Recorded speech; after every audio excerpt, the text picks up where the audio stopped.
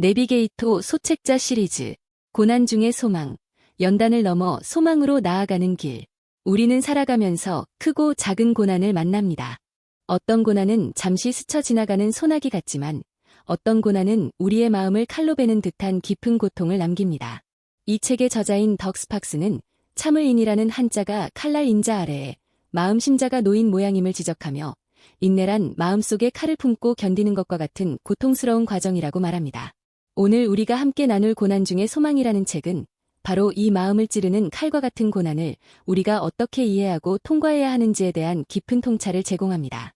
이 책은 고난이 우리를 절망시키기 위한 것이 아니라 오히려 우리를 연단하여 더 깊은 소망으로 이끄는 하나님의 특별한 과정임을 로마서 5장 3절과 4절의 말씀을 통해 우리에게 가르쳐줍니다.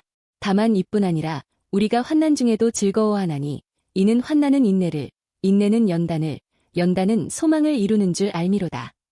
이 책은 고난을 통해 소망에 이르는 이 영적인 여정을 세 가지 핵심적인 단어, 즉 환난, 인내, 그리고 연단을 통해 단계적으로 설명합니다. 첫 번째 단계는 환난을 즐거워하는 것입니다. 이것은 아마 우리에게 가장 이해하기 어려운 명령일 것입니다. 어떻게 고통스러운 환난을 즐거워할 수 있단 말입니까? 저자는 여기서 즐거워한다는 것이 고통 자체를 즐기는 가학적인 태도가 아니라 그 환난을 통해 하나님께서 이루실 선한 결과를 자랑하고 확신한다는 의미임을 설명합니다. 이것은 마치 운동선수가 더 강한 근육을 얻기 위해 힘든 훈련의 고통을 기꺼이 감수하는 것과 같습니다. 그는 훈련의 고통을 즐기는 것이 아니라 그 고통을 통해 얻게 될 승리라는 결과를 확신하기에 즐거워할 수 있습니다. 마찬가지로 우리도 환난이 가져다줄 인내와 연단, 그리고 소망이라는 영적인 유익을 바라볼 때 그 환난을 긍정적인 태도로 맞이할 수 있게 됩니다.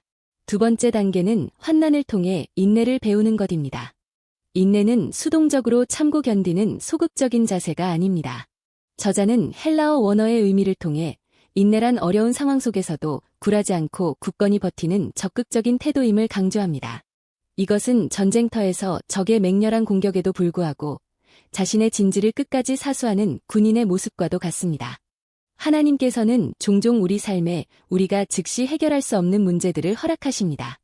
우리가 아무리 기도하고 노력해도 상황이 바뀌지 않을 때 우리는 그 자리에 주저앉아 하나님을 원망하거나 포기하기 쉽습니다. 그러나 바로 그 시간이 하나님께서 우리에게 인내를 가르치시는 훈련의 시간입니다. 그 시간을 통해 우리는 문제 해결 능력이 아니라 하나님을 신뢰하며 기다리는 법을 배우게 됩니다. 세 번째 단계는 인내를 통해 연단된 인격을 갖추는 것입니다. 여기서 연단이란 대장장이가 쇠를 불에 달구고 망치로 두드려 불순물을 제거하고 강철로 만들어가는 과정을 의미합니다. 우리의 인격도 마찬가지입니다. 환난이라는 불과 인내라는 망치질을 통과할 때 우리의 교만, 이기심, 조급함과 같은 불순물들이 제거되고 예수 그리스도를 닮은 견고하고 순결한 성품으로 빚어져 가게 됩니다. 저자는 연단된 인격의 구체적인 모습으로 정직과 겸손을 제시합니다. 고난은 우리로 하여금 자신의 민낯을 정직하게 마주하게 합니다. 평안할 때는 보이지 않던 나의 연약함과 죄성이 고난 속에서 비로소 적나라하게 드러나기 때문입니다. 또한 고난은 우리를 겸손하게 만듭니다.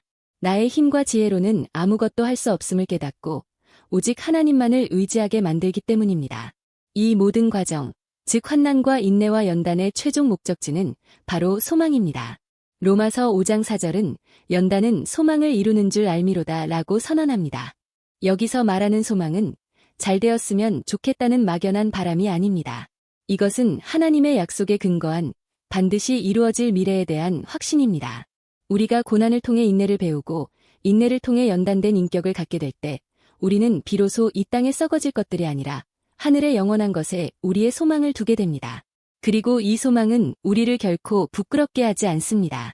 왜냐하면 로마서 5장 5절이 말하는 것처럼 우리에게 주신 성령으로 말미암아 하나님의 사랑이 우리 마음에 부은 바 되었기 때문입니다. 결론적으로 이 책은 고난의 여정을 통과하는 우리에게 새로운 로드맵을 제시합니다. 환난은 더 이상 피해야 할 장애물이 아니라 우리를 인내로 이끄는 관문입니다. 인내는 우리를 연단하여 그리스도의 성품을 담게 하는 풀무불입니다. 그리고 그 연단의 끝에서 우리는 결코 흔들리지 않는 영원한 소망을 발견하게 될 것입니다. 이 시간, 당신의 마음을 찌르는 고통의 칼날 앞에서 신음하고 있습니까? 그 고난의 한가운데서 당신을 붙들고 계시며 마침내 당신을 정금같이 빚어내어 영원한 소망으로 인도하실 신실하신 하나님을 바라보십시오. 그분 안에서라면 당신의 가장 깊은 절망의 골짜기가 가장 찬란한 소망의 언덕으로 바뀔 수 있습니다. 삶을 위한 적용과 실천. 첫째, 나의 고난 로드맵 그리기. 로마서 5장 3절과 4절의 환난, 인내, 연단, 소망이라는 4단계를 사용하여 당신이 현재 겪고 있거나 과거에 겪었던 고난이 이 로드맵의 어느 지점에 와 있는지 점검해 보세요. 그리고 각 단계에서 하나님께서 당신에게 무엇을 가르쳐 주셨는지, 혹은 가르치기를 원하시는지를 묵상하고 기록해보는 시간을 가져보세요. 둘째, 인내 근육 단련하기.